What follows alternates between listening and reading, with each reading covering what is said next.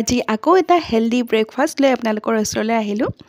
First মই বল এটা লৈ লৈছোঁ, তাত মই কণী দুটা ভাঙি ল'ম। ইয়াৰ পিছত মই ইয়াতে অ'টছ ডাঙৰ চামুচেৰে এচামুচ এড কৰিছোঁ, চুজি এচামুচ এড কৰিছোঁ আৰু লগতে বাইণ্ডিঙৰ বাবে অলপ বেচন মই ব্যৱহাৰ কৰিছোঁ। ইয়াৰ পিছত কাটি থোৱা পিঁয়াজ, সৰুকৈ কটা পিঁয়াজ, সৰুকৈ কটা বিলাহী, ধনিয়া অকণমান, জলকীয়া আৰু কাৰি পাত্তা যিটো নৰসিংহৰ পাত সেই কেইটামান এড কৰিছোঁ, এইটো অপশ্যনেল হয়, আৰু লগতে নিমখ আৰু আজৱাইন গুটি কেইটামান এড কৰি দিলোঁ।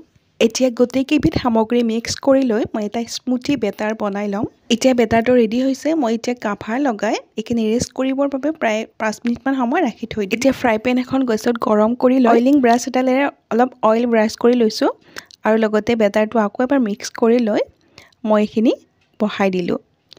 গোটেইখিনি বেটাৰ মই একেলগে দি দিম আৰু লগতে ধুনীয়াকৈ বহল কৰি স্প্ৰেড কৰি দিলোঁ। এতিয়া পেনৰ কাভাৰখন লগাই গেছটো হাই মিডিয়াম ফ্লেমত ৰাখি থ'লোঁ।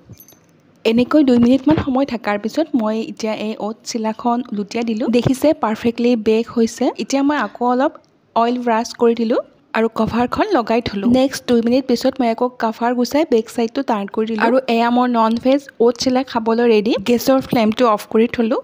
এইটো breakfast rich of protein, fibre আৰু নিউট্ৰিচিয়াছ হয় আৰু বনাবও বহুত সহজ। গতিকে বনাই খাওক আৰু হেল্ডি